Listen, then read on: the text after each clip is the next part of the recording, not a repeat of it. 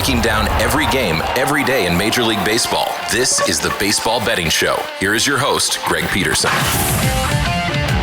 A warm and friendly hello. Welcome to lovely Las Vegas for the Baseball Betting Show with myself, Greg Peterson, now part of the VSiN family of podcasts. We've got an excellent podcast for you. We're going to be joined in segment number 2 by one of our good friends, Tanner Kern, who does such great work over at DraftKings. Have to take a little bit of a look at this very, very wide open landscape in the American League. We'll get his thoughts on the Boston Red Sox and then take a look at a great card of baseball that we've got for Tuesday. In the final segment, going to get you guys picks and analysis on every game on the betting board for this Baseball Tuesday as we touch them all. If you do have a question, comment, segment idea, whatever for this podcast, do have one or two ways we'll fire those in. First one is my Twitter/X timeline at gunit_81. Keep in mind, letters CM, they mean does not matter, so as per usual, please do send these into the timeline. And the other way is find an Apple Podcast review. If you rate this podcast 5 stars, it's very much appreciated. And then from there, you're able to fire in whatever you'd like to hear on this podcast via that 5-star review. And I do beg with you, I do plead with you, please do send in those Twitter/X questions. It helps me know what you want to hear on this podcast a little bit more. Did not get in any today, but we did have ourselves a great day of baseball on Monday. Let's take a look back at it, try to find some trends, and try to get to know these teams a little bit better.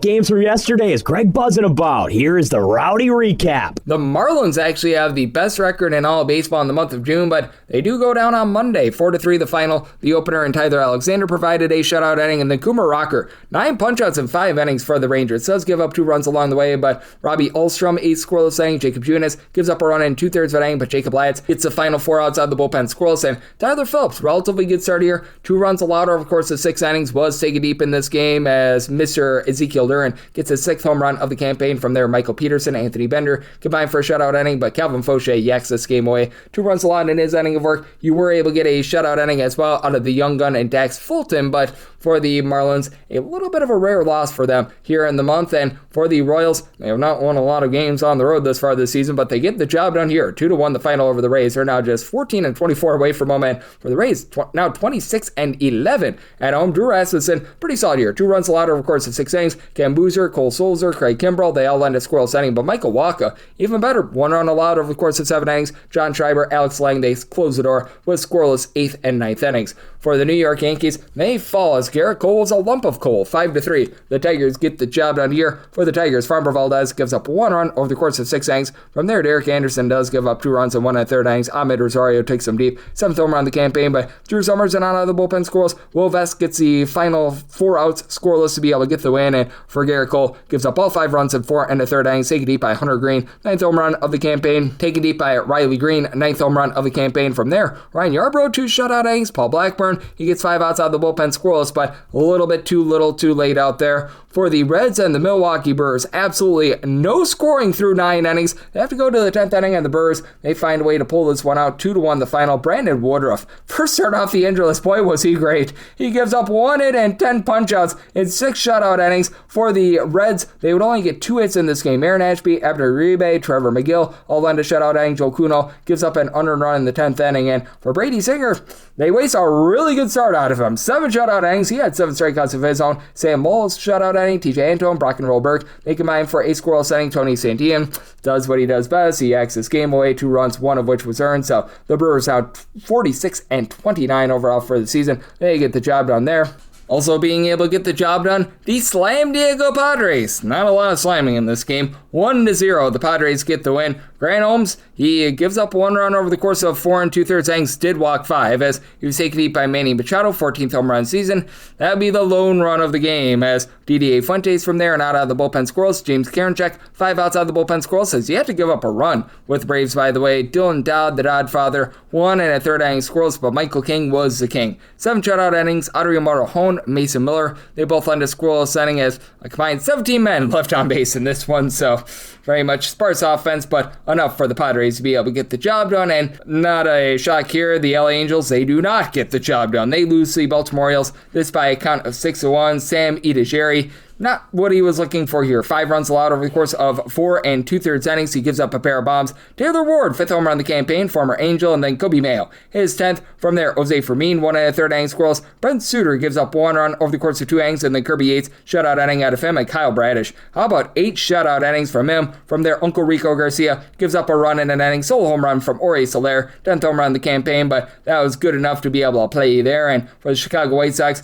they come back from down 5-4 in the ninth inning to be able to get a 6-5 win. Anthony Kay was more than okay. 6 shutout innings from there. Grant Taylor, he gives up 3 runs in 2/3 of an inning. Brian Hudson, 4 outside the bullpen scoreless. Seranthony Dominguez blows the save in the ninth inning. 2 runs allowed in a third of an inning. Chris Murphy from there, pair of outside the bullpen scoreless. But for the Cleveland Guardians, Cade Smith returns a favor. He gives up 2 runs in 1 2/3 innings. Sam Antonassi, RBI single, is the walk-off winner. Tim Aaron would give up a home run to Randall Grichuk, 8th home run of the campaign. Gavin Williams, not a great start, not a bad one. 2 runs allowed over the course of 5 innings. And then Sean Armstrong, he also gave up a run in his inning of work for the LA Dodgers. Not a lot of scoring, but they get done against the Minnesota Twins. 2-1 the final. Will Klein, the opener, gives up the lone run. Solo home run to Byron Buxton, 25th home run of the campaign. From there, Eric Lauer, 6 shutout innings. Kyle Hurt, the Hurt, and Tanner Scott. Great Scott. They were both able to give you a shutout inning. Again, all 3 runs come on solo home runs. Shohei Ohtani, 17th home run of the campaign. Freddie Freeman is 13th. Both come off of Zebby Matthews, gives up 2 runs in 6 innings. Taylor Rogers, Eric Orze combined for 2 shutout innings. And Andrew Morse was able to give you a scoreless inning of his own for the Colorado Rockies. They put up a 3 spot in the ninth inning to be able to erase a 2-0 deficit that they had going into the ninth inning. 3-2 the final is. For Jake Bennett, great start here. 9 punch-outs, 6 shutout innings. Taylor Guerrero, Garrett Woodlock both give you a scoreless inning. And Roldis Chapman, who's been one of the best closers in all of baseball. 3 runs allowed without getting an out in the ninth inning. Ryan Feldner, he did his part for the Rockies. 2 runs allowed in 6 innings. From there, Victor Vodnik, 2 shutout innings. And Brendan Bernardino, he was able to give you a scoreless inning of his own. For the Cardinals, they get the job done in a low-scoring game, 3-2 over the Arizona Diamondbacks. For the Diamondbacks, they got a relatively good start here out of Merrill Kelly. For Kelly, gives up 3 runs over the course of 6 innings, better than what he has been for much of the season. From there, Taylor Clark, 5 outside the bullpen scoreless. Jonathan Loaizaga gets an out scoreless, but Andre 3000 Palante certainly does not give up 3,000 runs. 1 run allowed over the course of 6 innings. Ryan Stanek from there in 2/3 of an inning gives up a solo home run as it was home run number 3 of the campaign for the young outfielder Tommy Troy. And then from there, Jojo Romero, a scoreless inning out of the bullpen. You were able to get 1 out of George Soriano scoreless and Riley O'Brien scoreless ninth inning to be able to get the job done there. For the Washington Nationals, they get the job done 4-1 over the Philadelphia Phillies. For the Phillies, Tim Mesa was the opener, and he takes a loss as he gave up a run in his inning of work.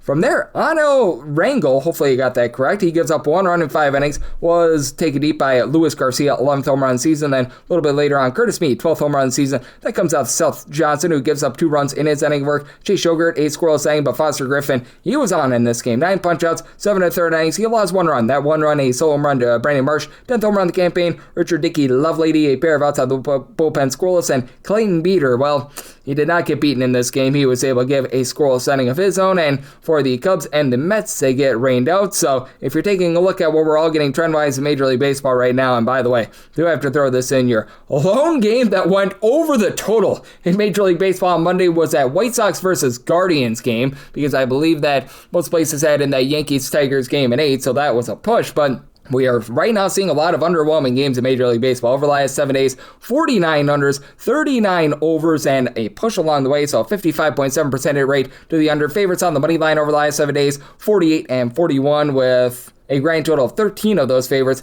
being unable to cover the run line. Overall for the season, favorites are hitting at about 55.6%, 632 and 505. Meanwhile, among those 632 favorites, grand total of now 150 have failed to cover the run line. Meanwhile, the over rate, that's now down to 50.6%, 576 overs, 562 unders, and if Matt serves me correct, we have had a grand total of 30 pushes along the way. So that's what we're seeing in baseball right now. That's where we're all getting trend-wise. Coming next, how about if we do chat it up with our good friend Tanner Kern over at DraftKings, right here on the Baseball Betting Show with myself, Greg Peterson, now a part of the VSiN Family Podcast. Breaking down every game, every day in Major League Baseball, this is the Baseball Betting Show. Here is your host, Greg Peterson.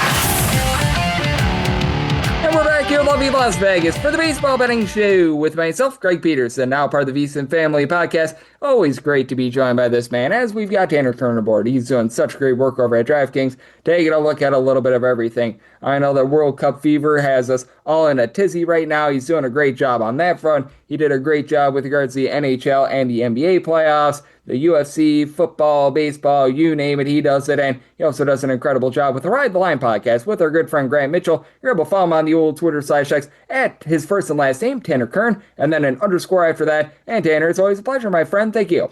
Thanks for having me, Greg. Always a pleasure. I always appreciate you, Tanner. And Tanner, You're a man that's out there in the great state of Massachusetts, and I have to ask you about this first things first, and I feel like I've asked you this once or twice before, but I'll ask you about it again. How in the world are the Boston Red Sox right around 500 away from them and 12-25 at home? Because this has been one of the most strange home and road split teams I've ever seen, where they've been a far better team away from home than at Fenway. I don't really know, Greg. I wish I had an answer for you. You would think as a Boston Red Sox, you would construct your roster in a way where you have a huge home advantage with obviously the wall in left field and the deep field and right, but it has not been that way. They have not been able to hit it home. They've been better on the road offensively. The pitching's been pretty consistent across the board. But I really don't have an answer for this Red Sox team. You don't know what you're going to get night after night. You think they're going to respond, and then they just look like they can't do anything the next night. So it's a group of guys who some have just hit better on the road than they have hit at home. But as a whole, it's been a massive failure across the board. Yeah, it's been one of the strangest things I have seen in quite some time. So we'll see if that irons out a little bit more moving forward. And for the Red Sox, they do have for themselves, in my opinion, a golden opportunity here in this series against Colorado Rockies, as it's Sean Sullivan going up against Sonny Gray. Right now, a total of 10.5 on the Red Sox, minus 160, minus 170 favors. How do you look at this matchup? Because I actually feel like the total is a little bit too low, because we just alluded to it. Red Sox hitting so much better away from home rather than at home. They have hit better on the road than they have hit at home, but at the same time, too, you have a situation where you look at what they did in the series finale against the Mariners. The bats didn't show up at all, and even games 1 and 2 against Seattle, just on this road trip, it was a lot of dink and dunk and put the ball in play, and good things happened, and they forced the Mariners to make plays, and they couldn't do it. I'm not saying they made errors, but they put the ball in the exact spot it needed to be in to get a hit. Infield singles consistently and all of that. Yeah, I think the total is possibly a little too high here. Even though Boston's offense has been better on the road, they're still not a good offense. They're still not one that I trust to hit in any way whatsoever. I do think they're going to get the best of Sean Sullivan here, who obviously hasn't recorded a stat, but Sonny Gray should be pretty good as well, pitching on the road here. I know it's Colorado, so you got to adjust and think he's going to give up a few more runs, but 10.5 is a little high here. Even 11.5, 9.5, any number in this series for a total is high in my opinion, just because I don't trust the Boston Red Sox to hit. And night after night, if you take unders with Boston, you're going to be successful. Yep, and with the Boston Red Sox, it's going to be interesting to see what they're going to be able to do moving forward, because as far-fetched as it might seem, the Boston Red Sox are not totally out of it with regards to the American League wildcard race, because that American League wildcard is right now all over the place, with the Detroit Tigers right now being one of the better teams in the American League since the beginning of the month of June. The Guardians are all sorts of banged up. Yankees certainly still look like the top team in the American League, even without Aaron Judge, but what do you make out of this American League picture? Because the only two things I feel like I really know is that the Yankees are the top team in the American League, and the Los Angeles Angels are just lost without a cause. Yeah, I look at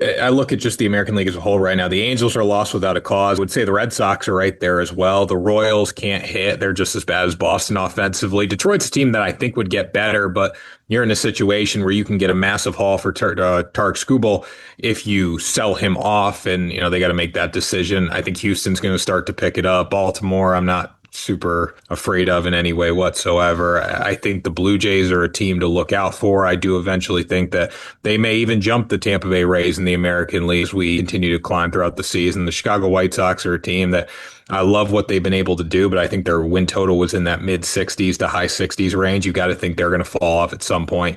So if I'm looking at the American League, especially the wild card race right now specifically, I think the Rays are a team that's going to get in. I think the Blue Jays will as well. And then there's really one spot for the rest of the field, and there's teams that have put themselves at a disadvantage like the Red Sox or like the Tigers to have to climb back into it. But nobody's really out of it at this point. Yep, it's really interesting to take a look at this American League where, heck, the Baltimore Orioles could be able to go on a little bit of a run, make a postseason push. There's just a lot of unknown out there, as Tanner Kern, who does such great work over at DraftKings, he's joining me right here on the Baseball Betting Show. And is there maybe one or two of those teams outside the New York Yankees that you do think could be able to make a little bit of a surge? Because I still keep looking at the Blue Jays as being one of those teams. Hasn't necessarily totally happened for them, a game below 500 entering into Monday, but they seem to be heading in the right direction. I think that the Rangers might as well, but I need to see a lot more out of that offense as well. Is there a team or two that you do think could be able to pick up some wins and provide a little bit of value moving forward in the American League? I'd say the Blue Jays being the first team. Just, they have the talent offensively offensively, they're extremely scary. You have Vladimir Guerrero Jr., you have George Springer, you have Okamoto, who's been very good as well. Just that entire offense is solid. Starting pitching's been a little concern, just the injuries, and you haven't necessarily gotten what you think you were going to get out of some guys. But the Blue Jays are probably, in my opinion, the best team in the American League wild card right now. If I had to look, I know it doesn't show that record-wise, but they were a few plays away from winning the World Series last year. You have to give them that respect. I think the Texas Rangers are ultimately a team that could climb back into the mix. You have really good starting pitching or talented starting pitchers. Guys got to perform. And then you've just been hit with the injury bug offensively. If they start to hit, I think they could be in a better spot. But their offense isn't necessarily overly concerning if I'm an opposing pitcher. I hate to say it. I think the Detroit Tigers are a team that, if they trust what they have, could make a run. The lineup just puts the ball in play. Starting pitching, they have it, obviously, with Skubal leading the rotation there. I know I'm the Red Sox homer here, but I refuse to believe that they're consistently out of it. You look at the run differentials right now in the American League, they have the second best run differential or third best run differential in the American League wildcard race. So if you just get some consistent hitting, maybe you can do something here. And we still have a long season to go. We still have over 50%, but all these teams got to start turning around if they want to make a run. Yep, I do think so as well, and it's going to be really interesting to see if they are going to be able to do so moving forward, as our good friend Tanner Kern, who does such great work over at DraftKings, joining me right here on the Baseball Betting Show. And then how about if we do take a look at those Detroit Tigers who we brought up a few times, because right now they're a very slim underdog here against the New York Yankees. Carlos Rodon is going to be going up against Casey Mize, and I do think that this is a fascinating spot right now with the Yankees. They're right around about minus 112 to a minus 115 and a total of 7.5. Want to get your thoughts, because all the talk is around Tariq Skubal, but really the guy that has been the stable starter for the team all season long has been Casey Mize, and I've been very impressed by him thus far this season. Casey Mize has just been fantastic, and I think he's going to put together another good start here. The Yankees are the best team in the American League, even without Aaron Judge, but that's not saying a whole lot because the lineup's not overly scary without Judge in it, and especially Stanton. When you take out these big-time hitters for the Yankees, they come back to earth a little bit, especially when they're playing on the road, too. The Detroit Tigers, 33-44, but they've been excellent at home, 21-16. Casey Mize, just 2-4, but has a 2.58 ERA, whip right around 1, averaging a strikeout per inning.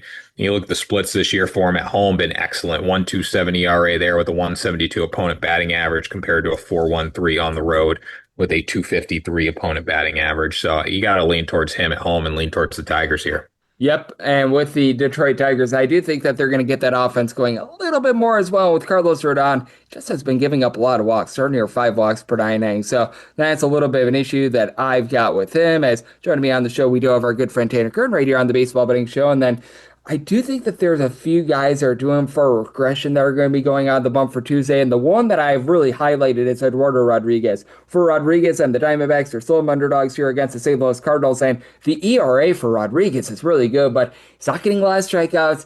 Giving up quite a few walks. The fastball doesn't seem to have the zip that it's had in the past. Want to get your thoughts here as the Cardinals are right around minus 110 to a minus 115. The Cardinals have been one of the best stories in baseball right now. 41-34, really good record at home. 21-17, right there in the playoff picture. I look at what Rodriguez has done in terms of walking batters, and that's my biggest concern. You give up walks and free passes in the big leagues. Eventually, it's going to come back to bite you here. 35 walks in 88 innings. That's not good at all. The hits per inning have been really good.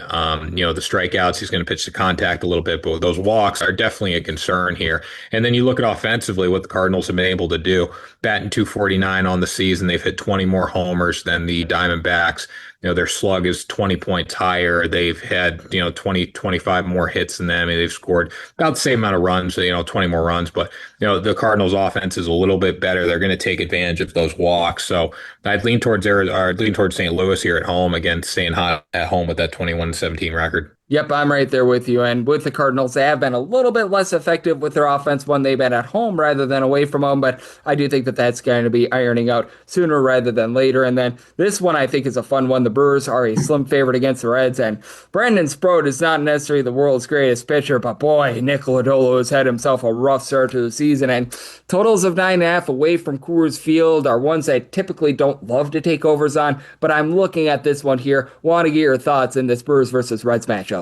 Yeah, I mean, both pitchers very, very weak here. 9.5 total is very fair here. I'd love if it got down to 9. I don't think it's going to move in that direction. Sproat's got the 5.94 ERA, 1.46 whip. Lodolo 6.12 ERA with the 1.59 whip.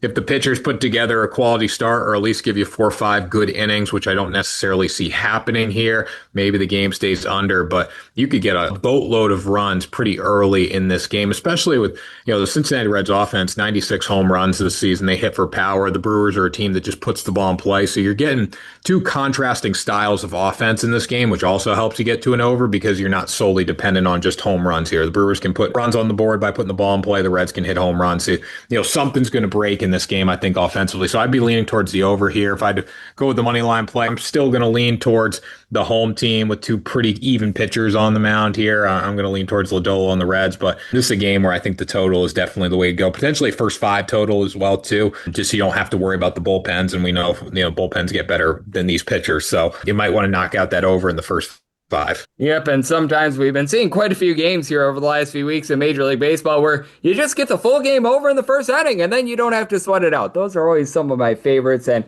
Tanner, is there anything else on the card that's really catching your attention for Tuesdays? We've got all 30 teams in action, and in my opinion, a pretty good card. Yeah, a very exciting card here. I want to see what Joe Ryan's able to do against the Dodgers. Been very solid this season, 2.99 ERA, 1.0 whip. So excited to look at that one. Maybe get a good betting opportunity against Los Angeles there. You're getting the Twins as a short home underdog there against the Dodgers. Another game I'm looking at, Cubs-Mets. I thought it was really crazy to see what the Phillies were able to do to the Mets the other night. Just a team that looks super lost, but you got Nolan McLean on the mound going against Edward Cabrera. Cubs are a team that have struggled on the road this season, been up and down. Mets just have been a 500 team at home. So I want to see if the Mets, can fight back a little bit after a rough series against the Philadelphia Phillies. So those would be the two I'm looking at. And then also, the games in the American League East, which I'm always paying close attention to.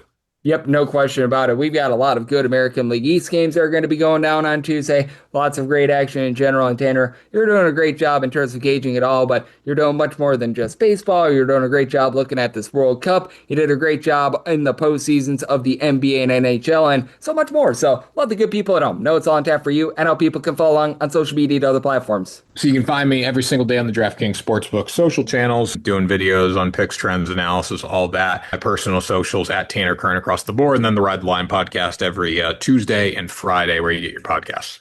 Absolutely. And Tanner, he's doing an incredible job on so many different fronts, and every single time he joins me on such great insights. So big thanks to Tanner for joining me on the Baseball Betting Show, now part of the VC Family Podcast. Coming up next, it is that time of the podcast. I give you picks and analysis on every game on the betting board for this Baseball Tuesday as we touch them all.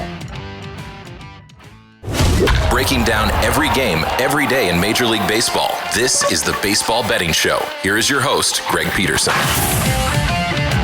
And we're back here in lovely Las Vegas for the Baseball Betting Show with myself, Greg Peterson, now part of the VSiN Family Podcast. Always great to be joined by our guy, Tanner Kern, who does such great work over at DraftKings, taking a look at this great game that we all know and love of baseball. Every single time he joins me, he lends such great insights, did so once again today. So big thanks to Tanner for joining me in the last segment. Now it is that time of the podcast. I give you picks and analysis on every game on the betting board for this Baseball Tuesday as we touch them all. If a game is listed on the betting board, Greg has a side and a total on it, so it is time to touch them all. Do note that as per usual, any changes that are made to these plays will be listed up on my Twitter/X feed at gunit_81. We're going to be going in Las Vegas rotation order. This is where we go with the National League games first in time order, then the American League games, any intra-league games, those are going to be at the bottom. That'll keep things all nice and clean and easy. So how about if we get things started? This is 9:51, 9:52 on the card. The Phillies are going to be on the road against the Washington Nationals. Zach Littell is on the bump for the Nationals, and Jesus Luzardo goes for the Phils.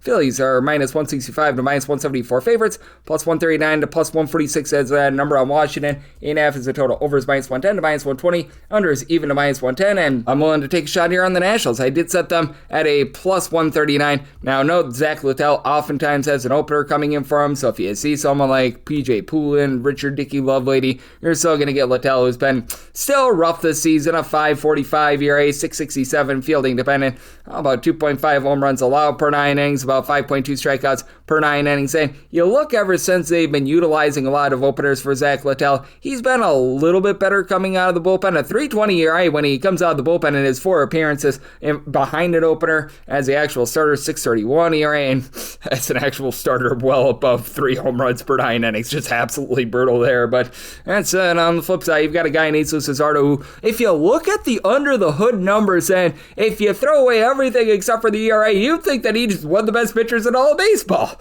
He's getting 0.9 home runs, 2.8 walks per 9 innings, 7.2 strikeouts per 9, 333 fielding dependent, and then a 4.20 ERA. Has been very much a bad luck pitcher this far this season, but I will say this. It's a Washington Nationals team that, for one, has just absolutely raked this far this season, and for two, for the Washington Nationals, where they've really been able to do a lot of their damage has been against left-handed pitching thus far this season. They have the highest on-base plus slugging against left-handers thus far this season. They're hitting for a 353 on base, 275 average against lefties thus far this season, so I do think that they're going to have some success here. You've got James Wood, who's giving you good wood, 20-plus home runs, and he's been able to supply the team an on-base percentage that's above a 400. And then you've got C.J. Abrams, 17 home runs, right around about a 367 on base. Curtis Mead is up to a double-figure amount of homers. Keibert Ruiz, Luis Garcia hitting a 259-plus, moving the line. That's solid. Now, I will say for the Washington Nationals, not necessarily the world's greatest bullpen, but it's been improving. I mentioned Richard Dickey, Lovelady, P.J. Poulin, who might be openers. They've been able to give you a sub-350 ERA.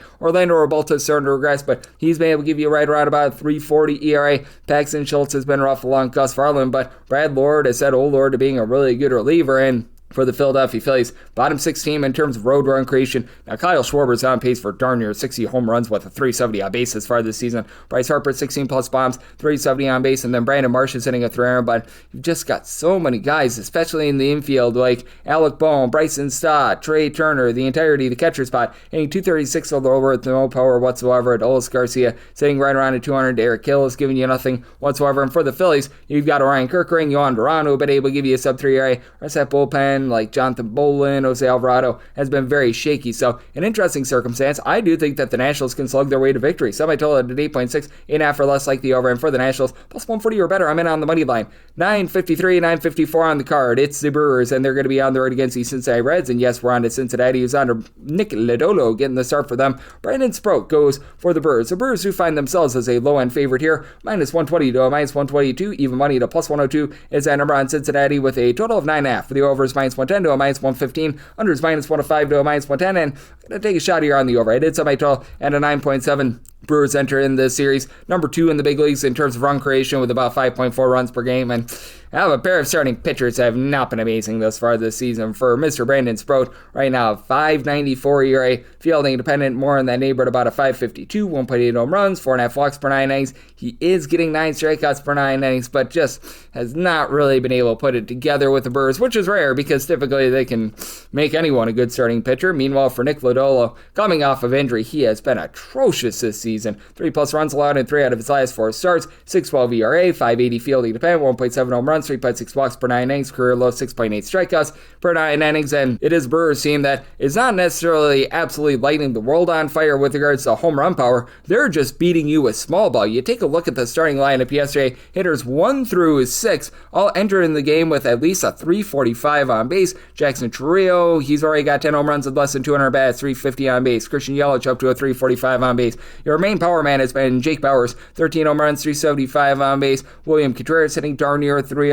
When Andrew Vaughn has been out there because he's just dealt with a lot of injury, he's been solid. Probably going to be out once again here, but I mean, overall, it's a Brewers lineup that has been very formidable. Meanwhile, for the Cincinnati Reds, Cousin Sal Stewart has been able to lead the way with 13 plus home runs, about a 345 on base. Then you've got Blake Dunn, JJ Bleday, Nathaniel Lowe, give you between about a 345 to a 355 on base. Bleday has been able to give you double-figure amount of homers, but and Eugenio Suarez, 7 or 8 home runs, less than a 280 on base. You need a little bit more there. These guys like Matt McClain, Tyler Stevenson and company at the bottom lineup have been rough, and for the Reds, it's just really hard to trust in this bullpen. Like, holy crud.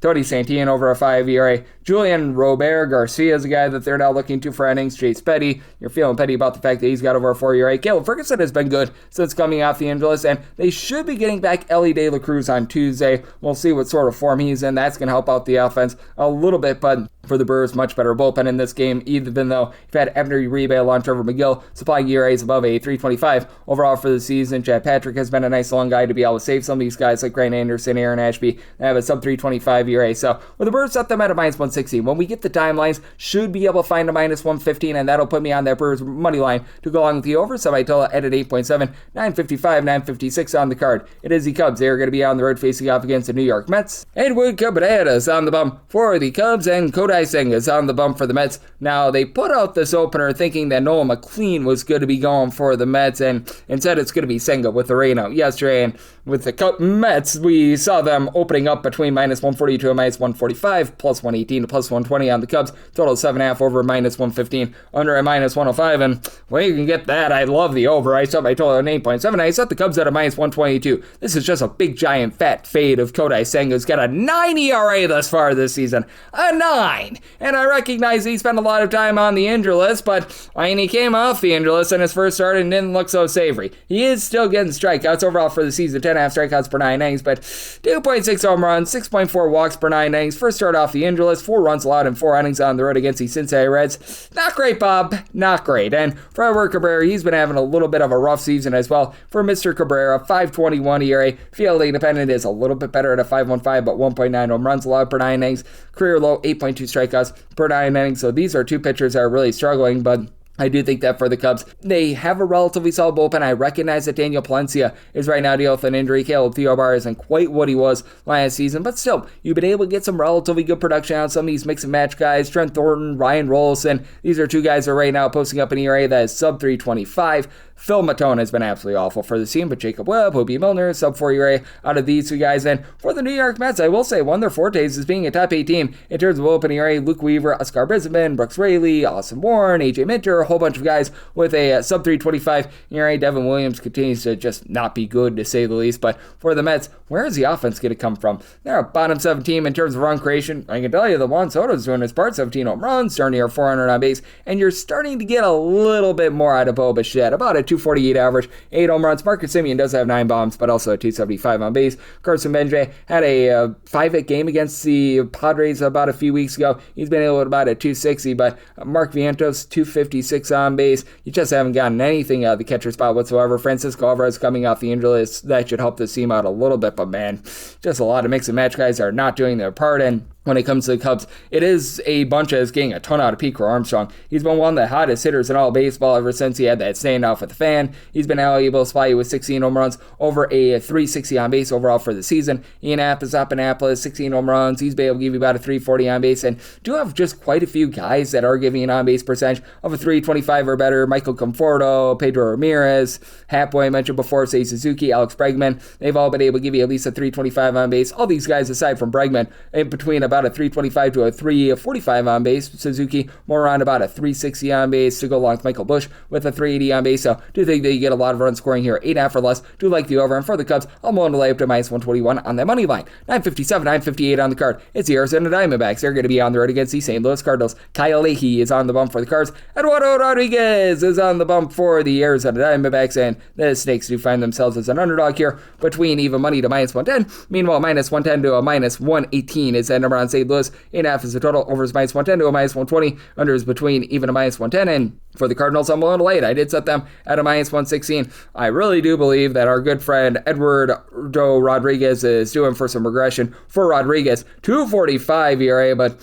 415 fielding independent. He's only given up 0.9 home runs per 9 innings, but 6.6 strikeouts, 3.6 walks per 9 innings. This just has regression written all over it. And for Kyle Leahy, who was in the bullpen last year for the St. Louis Cardinals, has done an okay job transitioning, in my opinion. Not necessarily the world's most flashy numbers, 463 ERA, 438 fielding independent, 7.5 strikeouts per 9 innings, but 1.2 home runs allowed per 9 innings. He's now given up 3 earned runs or fewer in pretty much all but 2 out of his last about 10 or 11 starts. And he's been relatively reliable and consistent. It is a Cardinals team that is in the bottom half of the big leagues. In terms of bullpen ERA, you've had Jojo Romero post up a little bit over a 3.50 ERA, Matt Savanson along with Ryan Stanek, both well above a 4.50 ERA, but you've had Gordon Gaseffo continue to give you a sub 3.50 ERA. George Soriano has been solid as well, and I will say this for the St. Louis Cardinals. They do have some home and road splits with regards to their offense. Their offense away from home has been one of the best in all of baseball, averaging darn near about 5.1 to 5.3 runs per game away from home, only about 4 runs per game at home, but Jordan Walker continues to give you 15 plus home runs that he's been able to hit for in that neighborhood about a 285 to a 290. Alec Burleson is giving you 350 on base. He's up to 13 home runs. Von Herrera darn near 400 on base. JJ Weatherall to 360-ish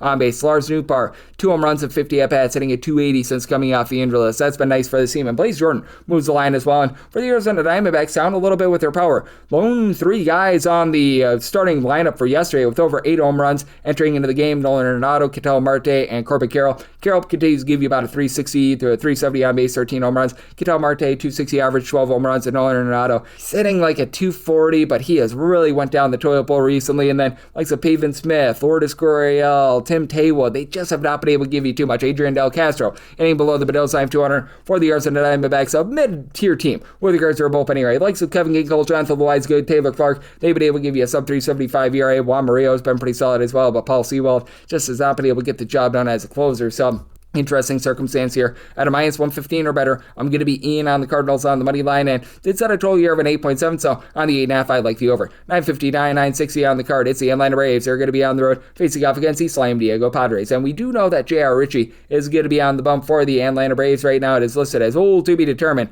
on the bump for the Slam Diego Padres. That's why this game is off the board, but it is looking like one Mr. Germán Marquez might be coming off the injury list for the San Diego Padres, and if you do get Marquez, I set the Braves here at a minus 136. One play up to minus 135 with them, plus 137 or better. Looking at the Padres, and then total of an 8.7, 8.5 or less. Looking at the over, a 9 or higher to the under.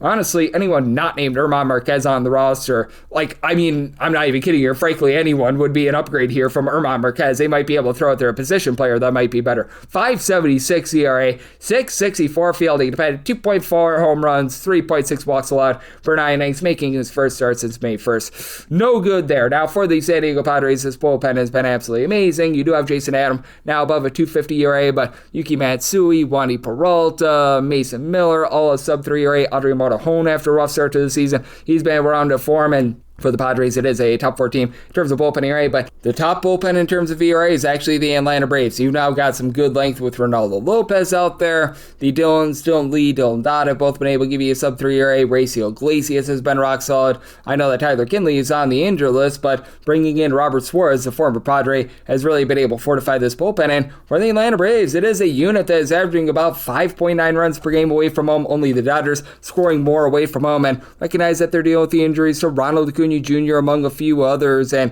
Austin Riley has happened himself this season, but I still have someone like a Dom Smith who's been able to hit above a 280. Matt Olson, 20 plus home runs, hitting at 270. Drake Baldwin is back after he was dealing with the ailment. 14 bombs out of he and Michael Harris, both of these guys hitting above a 280. Albies, huge series against the Brewers over the weekend. Mauricio Dubon is moving the line as well, so I do think that for the Braves, they should be a good size favorite, even though J.R. Ritchie is a guy that you do have to have your question marks with. He's got overall not a terrible ERA, but if you look at, shall we say, the advanced numbers, and he was actually very good at AAA Gwinnett this season, but still, 4.54 ERA, 5.99 fielding dependent, 5.3 walks, 7.6 strikeouts per 9 innings, should lead to some runs, even with the Padres entering into the series dead sinking last in terms of run creation. You've got Manny Machado with 13 home runs, but hitting a nice atrocious .79 entering this series. Gavin Sheets, holy Sheets, he's giving you 12 home runs, but less than a 320 on base, and then just a lot of guys that aren't getting on base. Jackson Merrill, Xander Bogaerts hitting below a 230, Rodolfo Duran at the catcher spot is hitting less than a 150 right now. Fernando Tatis Jr. stuck on 2 home runs. We'll say the on-base percentage is right around to 350, so he's still moving the line, but have had a lot of issues with this offense. But still, with the pitching on the starter side, I did set a total to wear an 8.5 or less in on the over, set my total at 80.7, 9 or higher the under, and for the Braves, we'll lay up to minus 135 with them, plus 137 or better. I like the Padres. 961, 962 on the card. It's the Astros. They're going to be on the road facing off against the Blue Jays, as we do know that Peter Lambert is going to be on the bump for Houston. Right now, it's a little to be determined for the Toronto Blue Jays, but it's looking like Shane Bieber is going to be getting the start for the Blue Jays, and right now that opening number is a minus 138 for the Blue Jays. Meanwhile, for the Houston Astros, plus 118, total of 8.5, overs minus 120, and the unders even, and if I can get an 8.5 or less, I am going to be in on the over. I did set this total at an 8.7, as Peter Lambert I do think might be doing for a little bit of regression here, as he's been a little bit up and down in terms of the walks, especially this season, as he does a good job keeping the ball in the yard. 0.8 home runs allowed per 9 innings, 8.2 strikeouts per 9, 3.23 ERA, but a 3.92 fielding dependent, because he has given up the 3.5 walks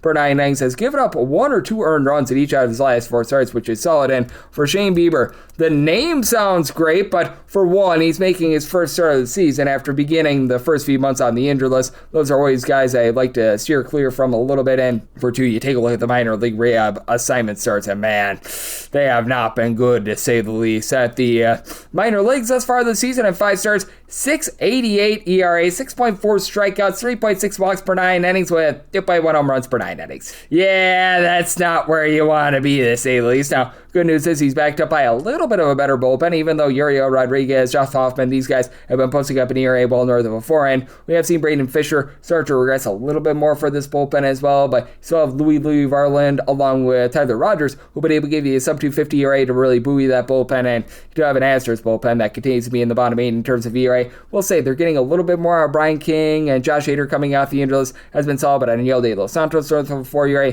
AJ Bluebaugh's been better, but he's still hovering right around about 4 ERA. Brian Abreu has been absolutely awful in this bullpen, and for the Astros, you've been able to have Yordan Alvarez just absolutely rake for the team. 25 home runs, nearly a 430 on base. Christian Walker more like 18 home runs, hitting about a 240, and it's a little bit of top-heavy lineup. The outfielders like Zach DeZenzo, Zach Cole, Jake Myers, Cam Smith, throw in there as well, Bryce Matthews, these guys hitting a 230 or lower without a lot of power, and you need to do this at the catcher spot at 263 on base. You need a little bit more there, but Jeremy Pena's give you about a 350 on base. You get back Jose Altuve off the injured list, that should help as well. And then for the Blue Jays, this has been a top 2 team in terms of few strikeouts on a per at-bat basis.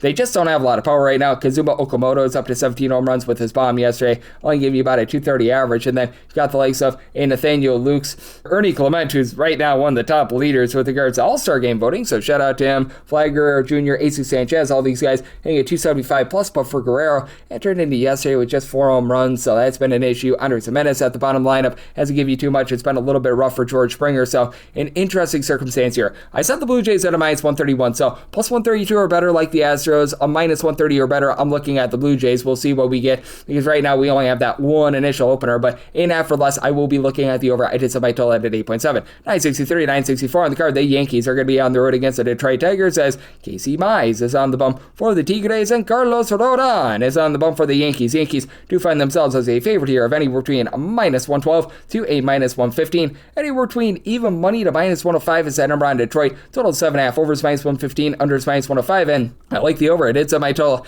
at an 8.3 for the Yankees. Entered into yesterday averaging about 4.9 runs per game ever since Aaron Judge went down with an injury, and it does feel like the Yankees are much more equipped to be able to handle an Aaron Judge injury than they have been in the past, because you've got Ben Rice give you 22 home runs, over 380 on base, and then got a lot of guys outside of him that are moving the line. Anthony Volpe, Paul Goldschmidt, along Cody Bellinger, even the backup catcher in Sanchez, all give you at least a 340 on base as well. Ahmed Rosario has not necessarily been great in terms of moving the line along Jazz Chisholm, but I mean, still, it's a pretty solid lineup as of right now, and for the Detroit Tigers, does feel like they're starting to round into a little bit of better form with their lineup. They do have now Gleyber Torres back on the injured list, but you do have Kevin McGonigal, along with Riley Green, give you over 375 on base. You've been able to have Dylan Dingler hit for about a 265, and he's up to 17 plus home runs this season. Cole Keith is a guy that's able to move the line. Now you need more out of these guys like Zach McKinstry, along with Ayo Lee, James Ellman, a whole bunch of guys give you sub 300 on base. And Spencer Torkelson, double figure amount of bombs, but only getting about a 215 as well. For the Tigers, they do leave themselves a little bit vulnerable with the bullpen. They're about 15th in the league in terms of bullpen ERA. Like Kyle Finnegan, he's been able to give you a sub 3 ERA, but Wolves has had a miserable season. Tyler Holden's right around about a 4 ERA. Drew Anderson has been a little bit better for the team recently, but no real reliability with Kenley Jansen. And for Carlos Rodon, he's been able to keep things out in front of him. 350 ERA, right around about a 366 fielding dependence, 0.8 home runs allowed per 9 innings, 7 plus punch-outs per 9, but 5 walks per 9 innings is a little bit befuddling, especially with the fact that David Bednar is hovering right around about a 350 ERA. Can be able to fall north of a 5 ERA. Tim Hills went down the toilet bowl. Now Fernando Cruz, Brian Hendrick, along with Paul Blackburn. They've been able to be very solid in this bullpen, and the Yankees are a top 10 team in terms of bullpen area, but I do think that you're going to get some runs here, and I just trust in Casey Mize to be able to get the job done. So I did set the Tigers as a slim favorite at that even money price. I'm going to be in on them on the money line for Casey Mize. He's only giving up a half home run with 8.9 strikeouts per 9 innings, 258 ERA, very similar fielding dependent at 266. So I set the Tigers at a minus 103, looking at them on the money line and the over sub. I told at 80.3, 965, 966 on the card. The Rays are going to be playing us to the Royals as Luinder Avila is on the bump for the Royals, and Shane McClanahan goes for the Rays. The Rays, big time favorites here, minus 180 to a minus 194. Meanwhile, plus 150 to a plus 165 is that number on Kansas City. 8 is the total. Over is minus 110 to a minus 120. The under is between even a minus 110, and I do like the under sub. I told 7.4. You have a Kansas City Royals lineup that out of 30 teams in terms of road run creation, they are 30th in all of baseball. Salvador Perez has been able to give you 10 home runs, but less than a 265 on base. You're getting so many stolen bases out of Bobby Witt Jr. has been solid. He's been able to give you 10 plus home runs, but you just need a little bit more out of this offense. Isaac Collins at the bottom of the fold has been an issue. Now, Carter Jensen along Jack Caglione. These guys have been able to pick it up a little bit, especially Caglione. He's up to 12 plus home runs. He's hitting over a 260, so I've been liking what I've been seeing there. They're without Vinny Pasquantino, but let's call it what it is. It wasn't necessarily a savory start to the season for him. And then for Sugar Shane McClanahan, he's been very solid this year. 333 ERA, 293 fielding dependent, 9.2 strikeouts, 0.4 home runs allowed per 9 innings. And Luinder Avila, he's pitched better than this 550 ERA would indicate. 456 fielding dependent. He's only made 5 starts this far this season. The first one was like way in the beginning part of the season, and he had to do so impromptu. I think that was the game where, like one of the starters was like taken out 5 minutes beforehand, so I'm not going to count that. In 3 out of his 4 starts outside that, he has given up approximately 1 run. He had that one start against the Astros where he got destroyed for 8 runs in less than an inning, and that just jacked up his numbers. He's right now got a 456 fielding dependent. He's allowing 1 home run per 9 innings. Walks are an issue. He's giving up over 4 walks per 9 innings, and the bullpen is also an issue for the Kansas City Royals, man.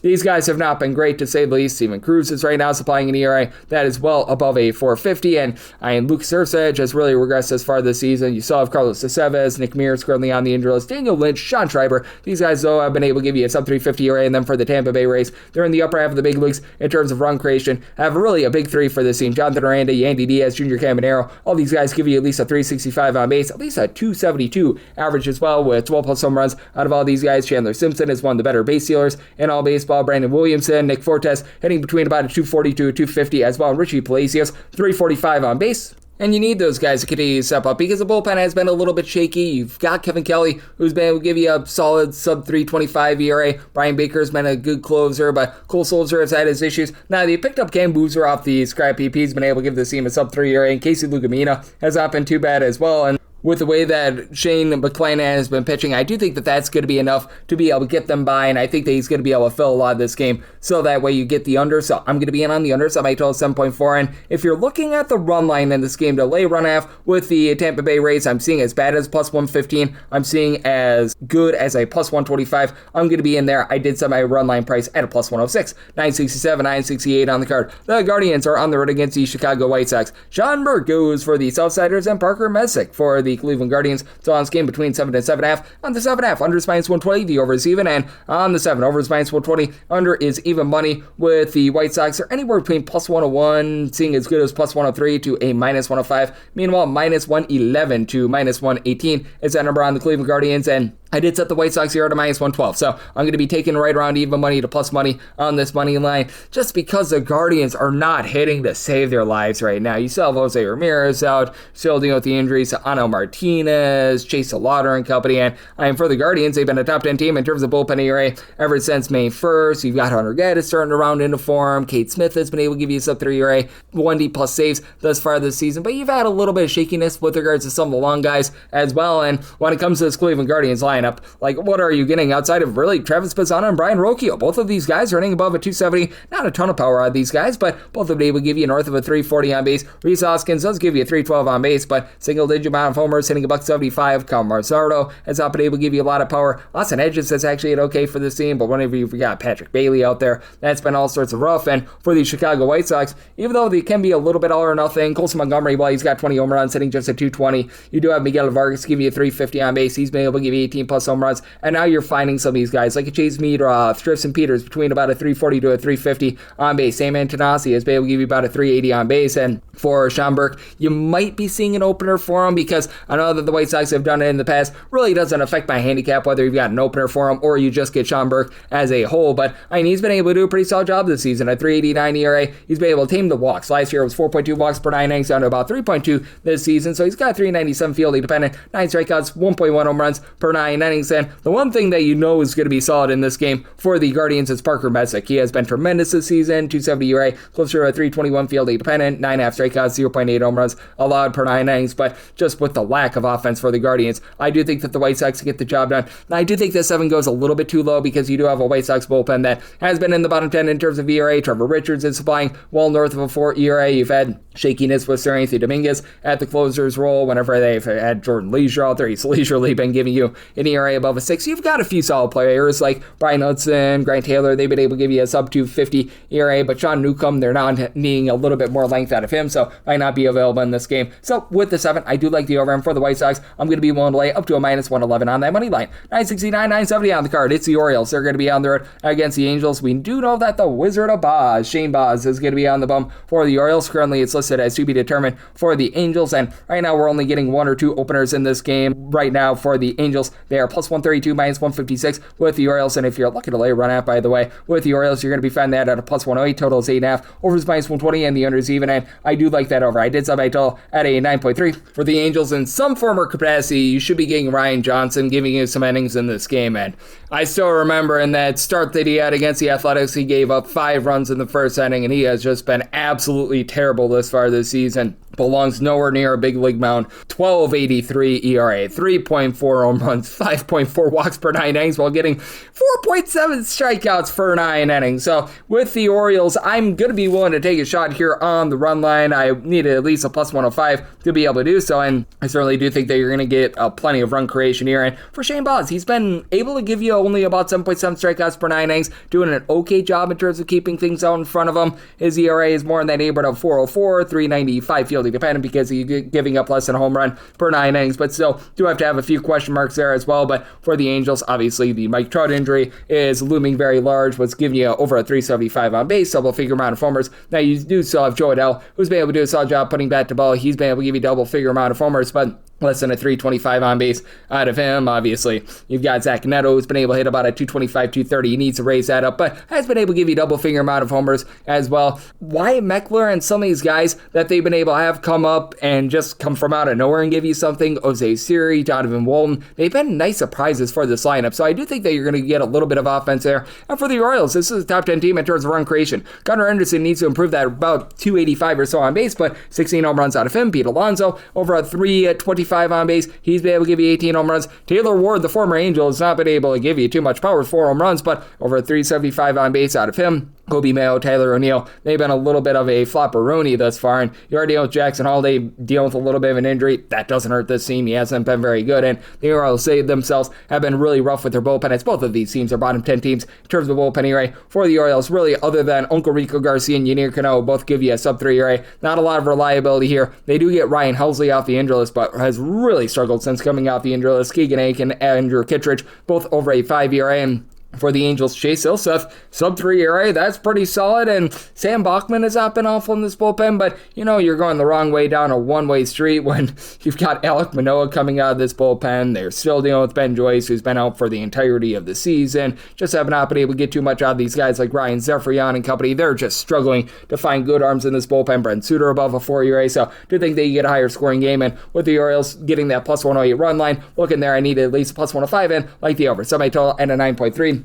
971, 972 on the card. The Mariners are going to be on the road against the Pirates. Mitch Keller goes for the Buccos. George Kirby goes for the Mariners. Mariners are a slim favorite here. Minus 110 to a minus 122. Even money to plus 104. That number on the Buccos. 8 to 8.5 is the total. On the 8, over is minus 115. Under is minus 105. On the 8.5, under is minus 120. And the over is even. And I made a total here of an 8.4. I personally would rather have an 8 over rather than an 8.5 to the under. Mainly because with the Pirates, they've been averaging right around about 5.5 to 5.6 runs per game at home. They're towards the top of the league in terms of home run creation, not home runs, but home run creation, as they've been dealing with the injury to O'Neal Cruz, but Brandon Lowe continues to get loud, 17 plus home runs in that neighborhood about a 245 to 250, and there are plenty of guys in front of them that do a nice job in terms of getting on base to be able to make those 2-run shots and 3-run shots, as Spencer Horwitz, Brian Reynolds, both above a 385 on base. Nick Gonzalez has been able to about a 295. They've been dealing with the injury to Connor Griffin, which has been an issue, but Jake Magnum is now hitting a 300. Bottom of the lineup has been a little bit rough with the likes of a Nick Yorkie, Henry Davis. These mix and match guys have been hitting at 225 or lower. Jared Trollo's not been able to give you too much. And for the Pirates, they do have a bit of shakiness with this bullpen. Dennis Santana has not been what he was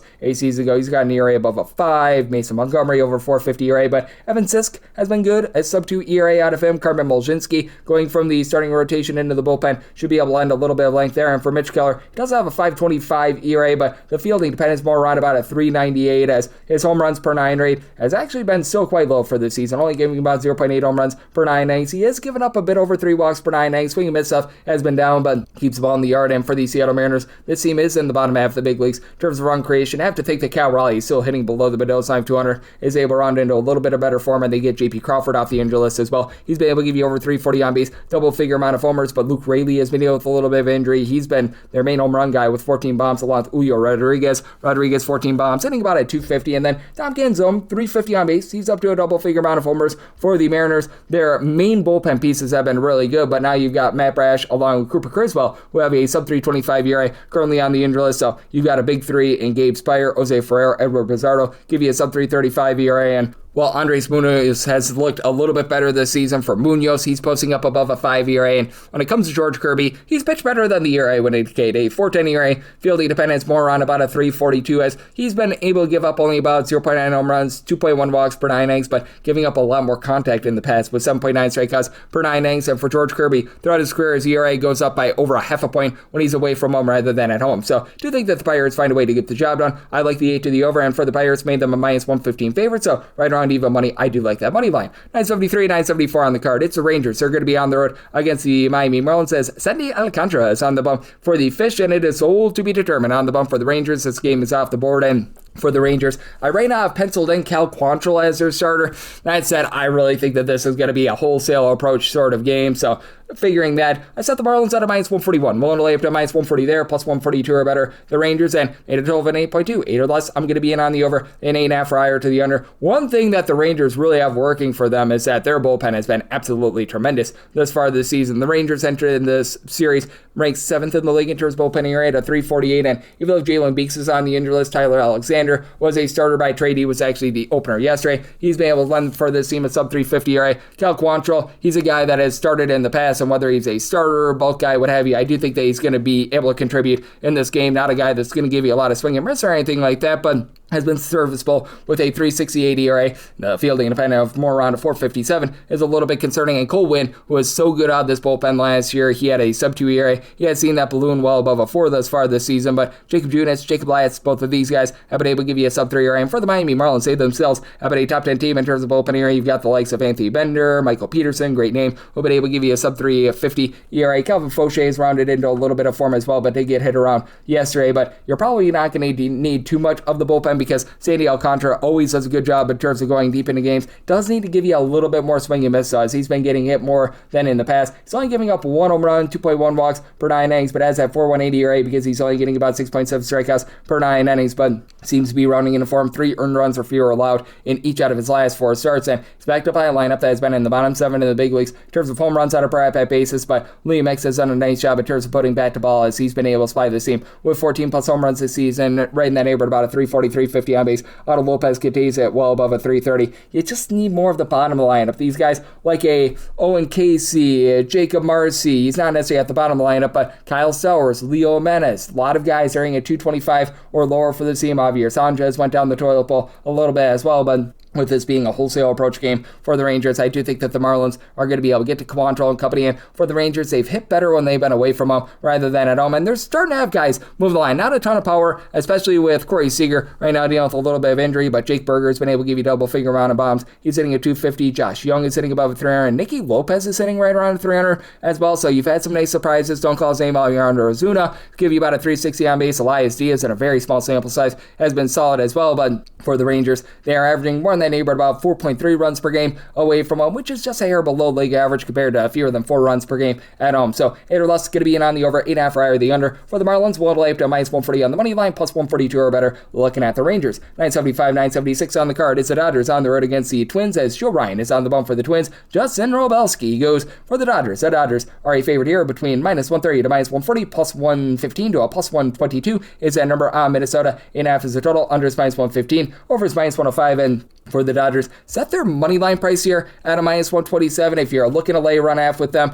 I'm right now finding as high as a plus 126, as low as about a plus 118. And when it comes down to it for the Dodgers, I'm going to be willing to lay up to a minus 130 on the money line. I did set this at a minus 131 for Justin Robelski. I do have a little bit of fear that he's going to get banged around a bit, so I am going to be in on the over as well, because for Robelski, he does a nice job in terms of inducing soft contact and has really been able to cut down on the walks this season as well. For Robelski, right now, 2.72 ERA, 0.7 home runs, 1.8 walks per 9 innings, but he is getting only 5.7 strikeouts per 9 innings. He's given up 0-1 runs in 3 out of his last 4 starts, but in 2 out of his last 5 starts, he's also given up 4+. So he's been a little bit all or nothing. That's a little bit of fear that you've got here. And for Joe Ryan, he has been really the constant for this Minnesota Twins team. 2.99 ERA. The fielding independent is right in that neighborhood at a 2.82, 0.8 home runs, 1.9 walks per 9 innings. He is backed up by a bullpen that out of 30 teams, they are 30th in terms of ERA, though, and that's a big giant buzzkill. Like, I don't think you've got a single guy in this bullpen right now other than Yandris Gomez in a Twins uniform, and if you look at his other teams, his ERA is way higher than that. That's posting up a sub 350 ERA right now. Cody Funderburk has went down the toilet bowl. You've had Andrew Morris be absolutely terrible for the team. Anthony Banda seems to be a little bit better here recently, but he's been awful this season. And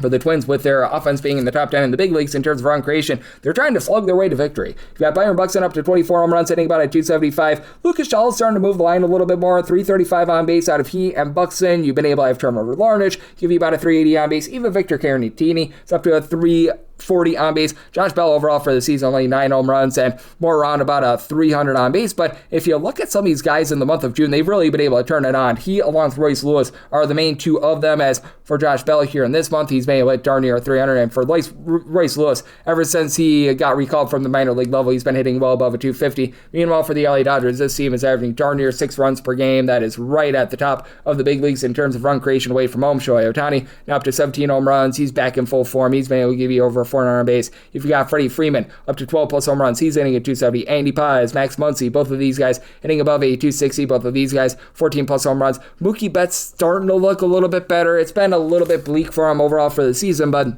I do think that there's improvement there. And Tommy Edman, very small sample size. They just got him off the injury list. He's looking pretty solid as well. And we've seen the Dodgers start to regress a little bit with that bullpen. Tanner Scott, great Scott. He got off to a nice start to the season. He's been a little bit more shaky recently. Jack Dreyer's giving you an ERA above a 3.25 along Kyle Hurd after nice starts to the season. The opener from yesterday, Will Klein, has been solid. And now they're getting Brock and Roll Stewart off the injury list. That should be able to help them out a little bit. So I do think that for the Dodgers, they might be held down a little bit by Joe Ryan, but I think that they get into the bullpen, get the job done. So my money line price at a minus 131. So one to lay up to minus 130 with the Dodgers, and like the over, sub I tell it at 8.6, 977, 978 on the card. The Rockies are playing out to the Red Sox as Sonny Gray hopes that it's a sunny day for the Red Sox, and Sean Sullivan goes for the Rockies. 10.5 is the total. Over is minus 115, the under is minus 105, and between minus 160 to minus 170 is that number on Boston, and we're between plus 135 to a plus 145, that number on the Colorado Rockies. And I set the money line price here of the Red Sox at a minus 166. I was willing to go up to a minus 110 with the run line. Right now that's between even money to a minus 105. I'm personally going to take a shot on the run line because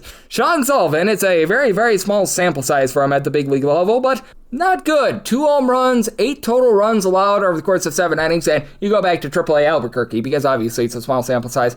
5.60 ERA, 1.6 home runs, 3.1 walks allowed per 9 innings at the minor league level. I recognize that Albuquerque is a very, very difficult place to pitch, but there's not a lot of faith to be had here, and he's backed up by a bullpen that's currently in the bottom 3 in the big leagues in terms of ERA. Wamahee has an ERA that's now above a 6. You've had Jaden Hill go down the toilet bowl. They're getting Victor Vodnik along with Jimmy Herget off the injury list, but both of these guys have really struggled throughout the season. And for the Red Sox, this has been one of the better bullpens in all of baseball. I recognize that Justin Slayton has not been great, and Taylor Semenaijo seems to be dealing with a little bit of an injury right now, but Aroldis Chapman has been one of the best closers in all of baseball. Garrett Woodlock has been able to give you a sub-3 ERA. Ryan Watson, overall for the season, his ERA is high, but he seems to be rounding into a little bit of better form as well. And Danny Kalum, after he began the season a little bit banged up and a little bit rough since coming off the injury list, he's been able to round into form as well. And for the Red Sox, they're a team that is about 500 away from them. They were going into the day on Monday with about 4.4 runs per game scored away from them, 3.4 runs per game at home, 12 and 25 at home. So they've got very significant home and road splits, with Wilson Contreras being the main boom guy for the team. 16 home runs, about a 380 on base. And you do have quite a few guys that are moving the line. Jaron Duran is not one of them. He has given you a double-figure amount of homers since the beginning of the month of May, but hitting for just a 275 on base. But then you've got Isaiah Kiner-Falefa, Connor Wong, Masataka Yoshida, Weiler Abreu, Ceddanne Rafael.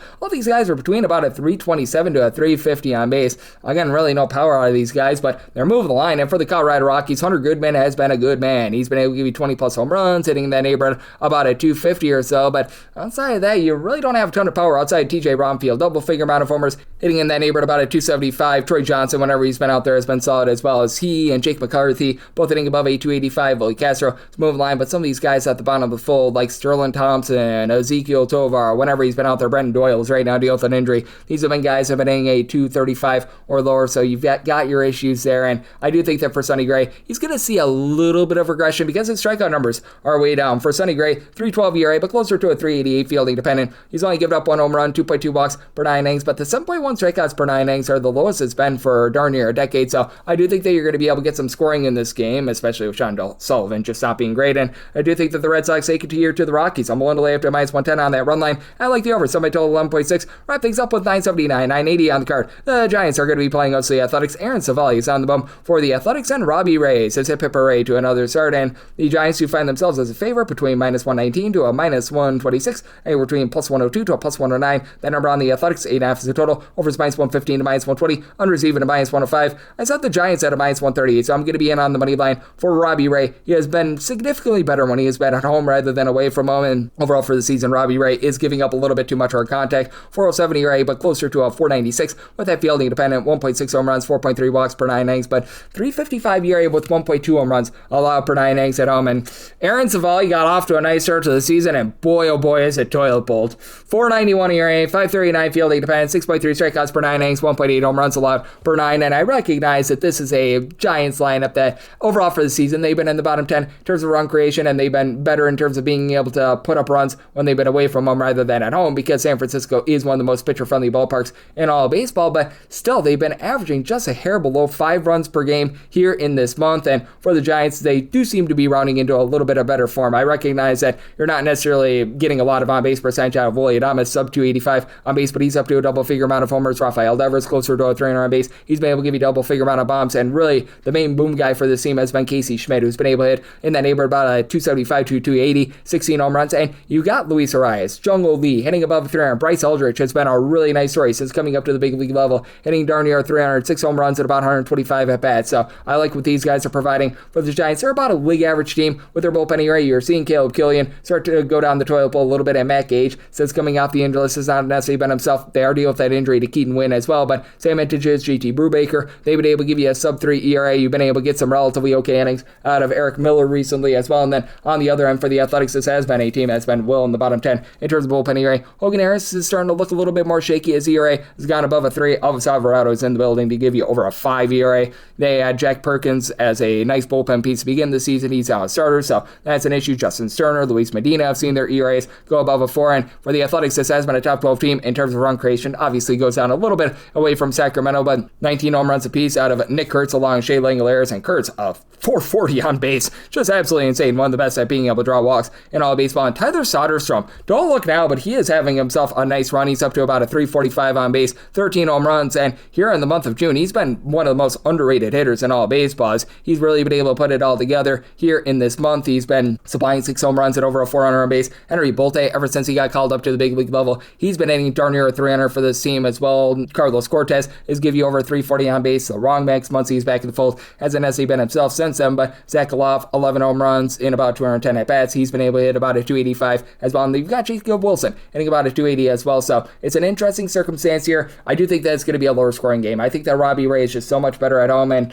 with this Athletics team, they do pitch a lot better when they're away from home as well. So I'm in on the under, semi-total 7.8, and with the Giants, I'm willing to lay the money line, set them at a minus 138, and that'll wrap things up for the Tuesday edition of the Baseball Betting Show, now part of the VSiN family of podcasts. A big thanks to our guy Tanner Kern over at DraftKings for joining me in the last segment. If you do like hearing from this fine podcast, Baseball Betting Show, you're able to subscribe wherever your podcasts, Apple Podcasts, Google Play, Spotify, Stitcher, and TuneIn. If you have a question, comment, segment idea, whatever you for this podcast, do have one or two ways we offer those in. First one is my Twitter/X timeline at gunit_81. Keep in mind, letters EM, they mean does not matter. So, as per usual, please do send these into the timeline. And the other way is find an Apple Podcast review. If you rate this podcast 5 stars, it's very much appreciated. From there, you're able to fire in whatever you'd like to hear on this podcast via that 5-star review. And I'm with you guys every single day on this podcast, give you picks and analysis on every game every day. So I'll be back with you once get them out. Thank you.